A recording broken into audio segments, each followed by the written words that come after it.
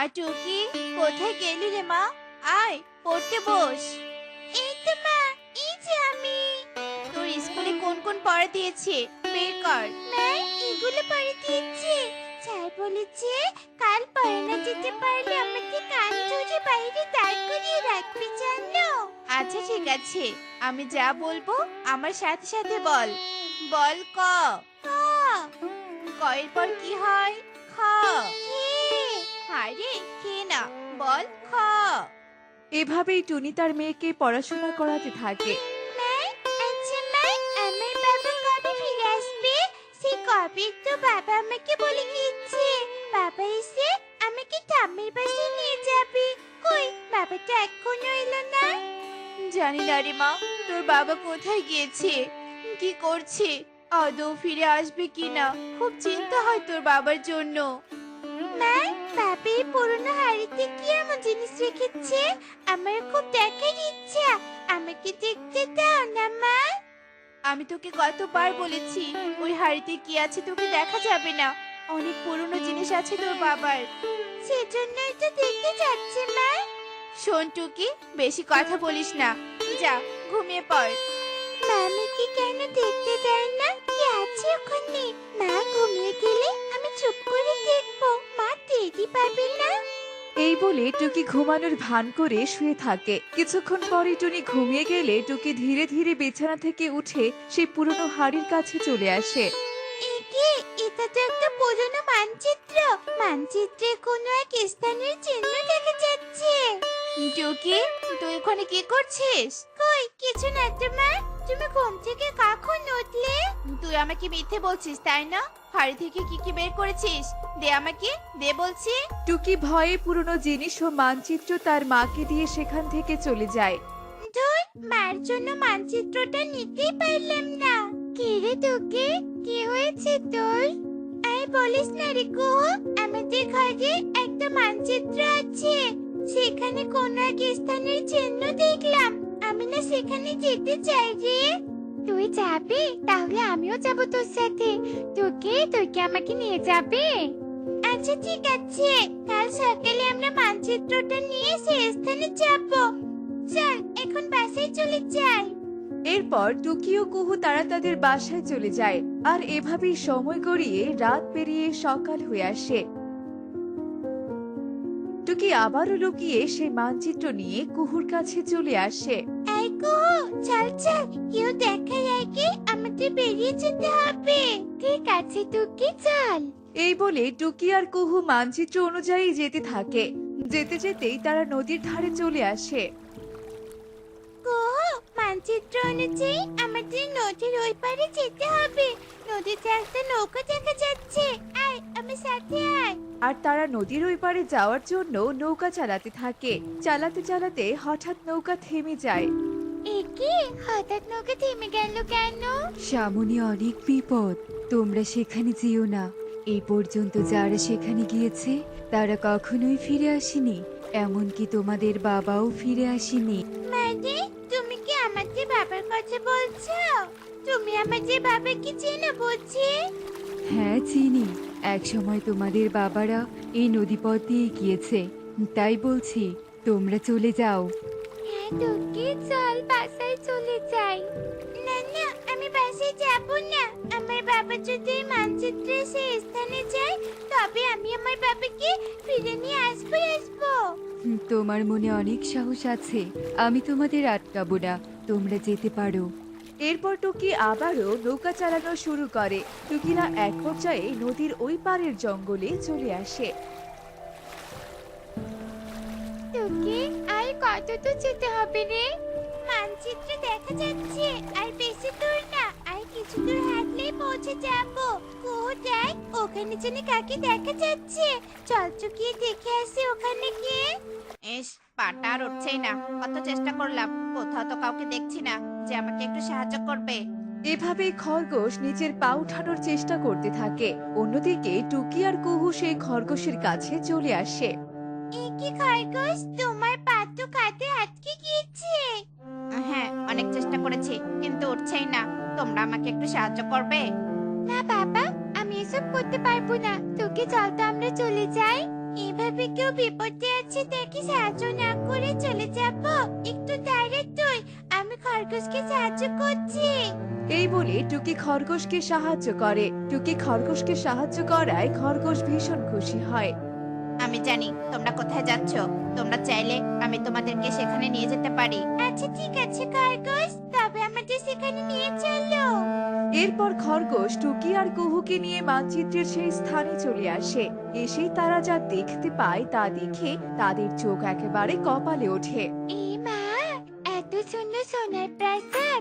প্রাসাদের ভেতরটা তবে আরো অনেক সুন্দর হবে। তুই কি আয় আয়, তাড়াতাড়ি আয়, প্রাসাদের ভেতরে ঢুকে দেখি। দাঁড়িয়ে কুহু, একা একা যাস না, আমিও যাচ্ছি। এরপর টুকি কুহু মিলে প্রাসাদের ভেতর প্রবেশ করে। হঠাৎ এক কথার আওয়াজ ভেসে আসে। দাঁড়াও, তোমরা এখানে কিসের জন্য এসেছো? নিশ্চয়ই স্বর্ণের জন্য। ওই যে ওই পাশের ঘরে অনেক স্বর্ণ রয়েছে, তোমাদের যত ইচ্ছে তত স্বর্ণ নিতে পারবে তোমরা। কি বললে? আমাদের যত ইচ্ছে তত স্বর্ণ নিতে পারবো? তবে তো আমি অনেক স্বর্ণ নিব। না কুহু, তুই এত লোভ করিস না। আমরা যে কাজের জন্য এসেছি সে কাজ করেই চলে যাব। টুকি কুহুকে অনেক বোঝানোর চেষ্টা করে, কিন্তু কুহু টুকির কোনো কথায় কান না দিয়ে সেই স্বর্ণের ঘরে চলে আসে। ওয়াও, এত স্বর্ণ! এখানে দেখি সোনার মূর্তিও রয়েছে। এ মা, এগুলো তো সোনার চকলেট। আমি বরং কিছু স্বর্ণ আর সোনার চকলেটগুলো নিয়ে নেই। এই বলে কুহু যেই না স্বর্ণে হাত দেয়, অমনি কুহু স্বর্ণের মূর্তিতে পরিণত হয়। এসব ঘটনা দরজা থেকে টুকি সবটা দেখতে পায়। কি হয়েছে? তুমি স্বর্ণ মুদ্রা নিতে চাও না? না না, আমি কোনো স্বর্ণ মুদ্রা চাই না। আমার মা বলেছিল কখনো কিছু দেখে লোভ করতে নেই। আমার মা আমাকে অন্যায় কাজ করতে শেখায়নি। আমি এখানে এসেছি আমার বাবাকে রক্ষা করতে। তুমি আমার বাবাকে ছেড়ে দাও। সত্যি তোমার মনে কোনো লোভ নেই?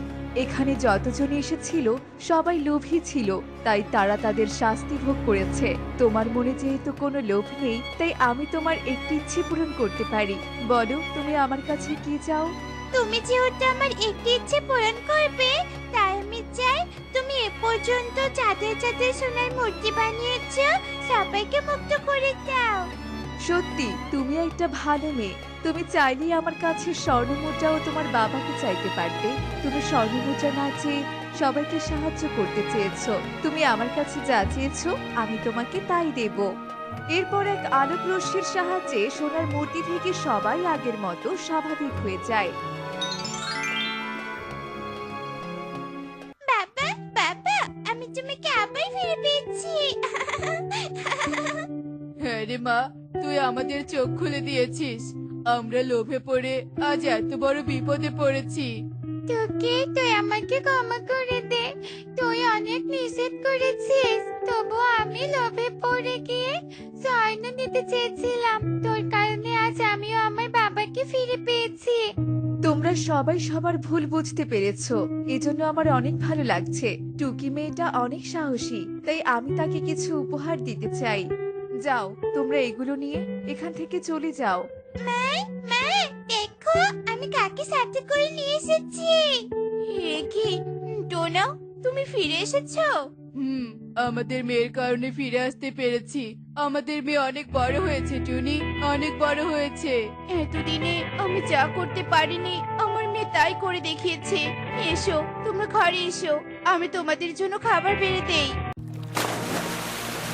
দেখলে তো বন্ধুরা, লোভ এবং লালসা কাউকে কখনো তৃপ্ত করতে পারে না। লোভ সবাইকে দুঃখ ও অশান্তির দিকে ধাবিত করে। এমনই সব মজার মজার টুনি পাখির গল্প পেতে আমাদের সাথে থেকো।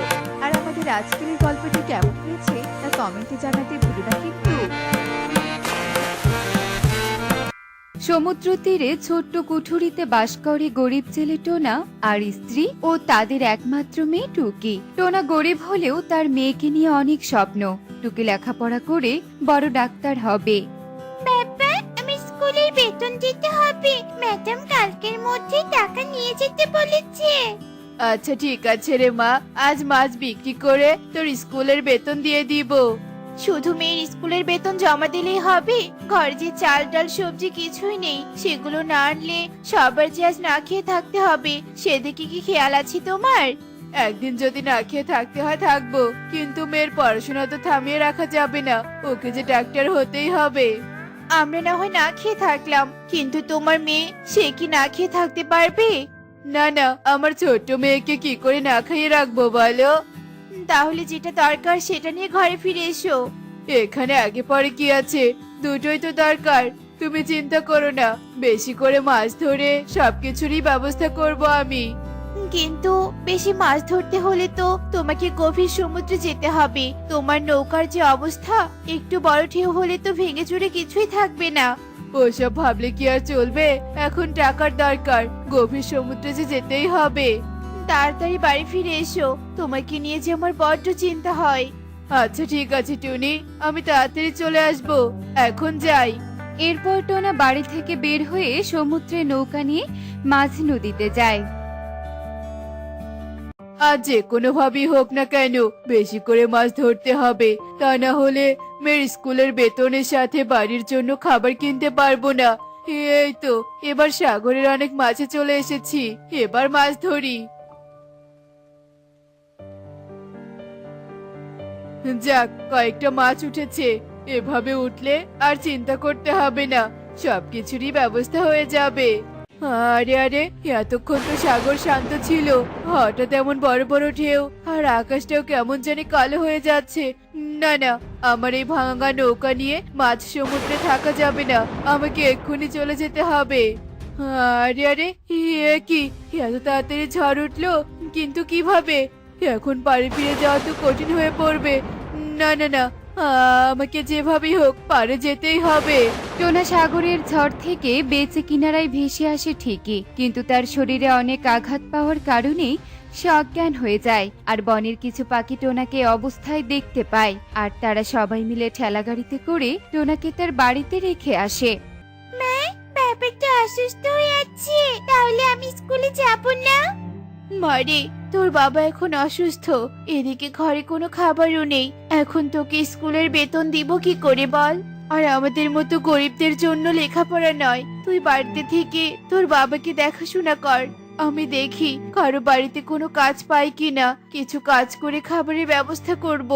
বাবা সুস্থ থাকলে কখনই অন্যের বাড়িতে তোমাকে কাজ করতে যেতে হতো না, এর সাথে আমি স্কুলের বেতনও দিয়ে দিত।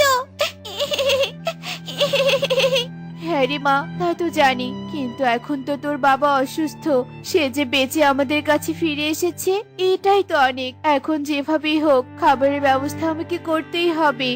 আচ্ছা ঠিক আছে মা, তুমি যাও, আর আমি বাবার খেয়াল রাখবো। মোরল সাহেব, একটা বিপদে পড়ে আপনার কাছে এসেছি, আপনি যদি একটু আমাকে সাহায্য করতেন। বিপদে পড়ে এসেছিস? তা কি বিপদে পড়েছিস? মোরল সাহেব, টোনা সাগরে মাছ ধরতে গিয়ে ঝড়ের আঘাতে এখন অসুস্থ হয়ে পড়ে আছে, এদিকে ঘরে কোনো খাবারও নেই, ছোট্ট মেয়েটাও না খেয়ে আছে। আপনি যদি একটা কাজ দিতেন তাহলে বড্ড উপকার হতো। হ্যাঁ, আমার বাড়িতে একটা কাজের লোক লাগবে, তাহলে তুই আজ থেকে আমার বাড়িতে কাজ করা শুরু কর। আপনাকে অনেক ধন্যবাদ মোরল সাহেব। ধন্যবাদ দিতে হবে না, এক্ষুনি কাজে লেগে পড়। থালা বাসনগুলো পরিষ্কার করে তারপর রান্না বান্না করে তোর জন্য খাবার নিয়ে যাস। হ্যাঁ হ্যাঁ, আমি এক্ষুনি কাজ শুরু করছি। এভাবে কিছুদিন চলে যায়।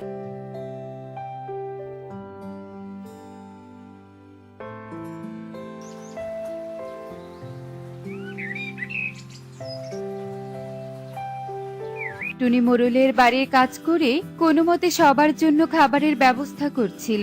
এখন টোনা কিছুটা সুস্থ, কিন্তু তার মাছ ধরার নৌকা তো ভেঙে গেছে, তাই সে অসহায় হয়ে বাড়িতে বসে আছে, কি করবে ভেবে পাচ্ছে না। বাবা, মা মোরল সাহেবের বাড়িতে কাজ করে কোন রকমে সংসার চালাচ্ছে, আমার তো লেখাপড়াই বন্ধ হয়ে গেছে। আমি যদি অন্যের বাড়িতে কাজ করি তাহলে আমাদের সংসারটা একটু ভালো চলতো। এসব তুই কি বলছিস? আমার স্বপ্ন তোকে যে লেখাপড়া করতেই হবে, তুই অন্যের বাড়িতে কাজ করবি, তা কি করে হয়? কি কপাল আমার, আমি থাকতেও তোদেরকে এত কষ্ট করে থাকতে হচ্ছে, না পারছি তোদের খাবারের ব্যবস্থা করতে, আর না পারছি তোর লেখাপড়ার ব্যবস্থা করতে। দুঃখ করিস না রে, তুই এখন অনেকটাই সুস্থ, ইচ্ছে করলে সাগর থেকে মাছ ধরতে পারবি। কিন্তু কবুতর দাদা, সাগর থেকে তো মাছ ধরতে হলে নৌকা জাল লাগবে, কিন্তু আমার যে ভাঙা নৌকা ছিল সেটা তো এখন আর নেই, তাহলে মাছ ধরবো কি করে? আমি তো সবই জানি, কিন্তু আমার কাছে একটা বুদ্ধি আছে। তুই যদি পলিথিন দিয়ে একটা ভেলা তৈরি করে সেটা নিয়ে সাগরের আশেপাশে দিয়ে মাছ ধরিস, তাহলে তোর পরিবারের একটু উপকার হবে। হ্যাঁ হ্যাঁ, তুমি ঠিকই বলেছো, আমি তাই করব। আজই পলিথিন দিয়ে একটা ভেলা তৈরি করব। হ্যাঁ হ্যাঁ, তাহলে আর দেরি করিস না, এখনই ভেলা তৈরির কাজ শুরু করে দে। এই বলে কবুতর সেখান থেকে চলে যায়। এই অসুস্থ শরীর নিয়ে তুমি মাছ ধরতে পারবে তো বাবা? হ্যাঁ রে মা, আমাকে যে পারতেই হবে।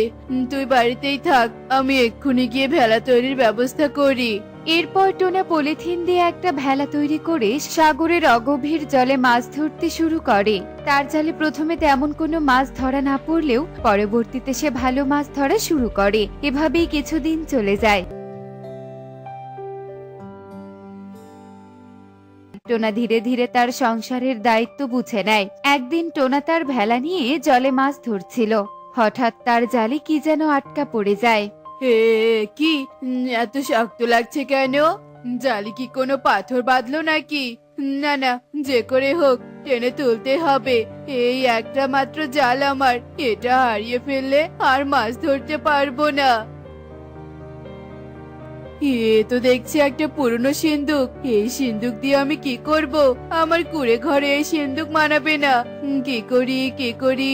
হ্যাঁ, মনে পড়েছে, এটা মোড়ল সাহেবকে দিয়ে আসি। মোড়ল সাহেব, সাগর পাড়ে আমাদের জেলেদের অবস্থা এখন খুবই খারাপ। এরা যা মাছ ধরে পায় সেগুলো খেয়ে পড়ে শেষ হয়ে যায়, কেউ তাদের ঘরটা পর্যন্ত ঠিক করতে পারছে না। আপনি যদি সবাইকে একটু সাহায্য করতেন, তাহলে সবাই ভালোভাবে চলতে পারতো। আমি একা কখনো তোমাদের ভাগ্য বদলাতে পারবো না। তোমাদের ভাগ্য তোমাদের পরিবর্তন করতে হবে। সবাইকে বেশি বেশি মাছ ধরতে বল। সেজন্যই তো আপনার কাছে আসা। বেশি বেশি মাছ ধরতে হলে বড় নৌকা নিয়ে সাগরে যেতে হয়, কিন্তু বড় নৌকা আমরা কোথায় পাবো? আপনি যদি সাহায্য করতেন তাহলে হয়ে যেত। এখন আমার হাতে কোনো টাকা পয়সা নেই। ঠিক আছে। কিরে টোনা, তুই এই পুরাতন জংধরা সিন্দুক এখানে নিয়ে এসেছিস কেন? ভাবলাম এই সিন্দুকটা আমার ঘরে থাকলে মানাবে না, তাই আপনার কাছে নিয়ে আসলাম। এগুলো এমন ধনির বাড়িতেই মানায়। না না, এই জংধরা সিন্দুক আমার চাই না। যা যা, তুই ওটা নিয়ে যা। বাবা, এটা কি নিয়ে এসেছো?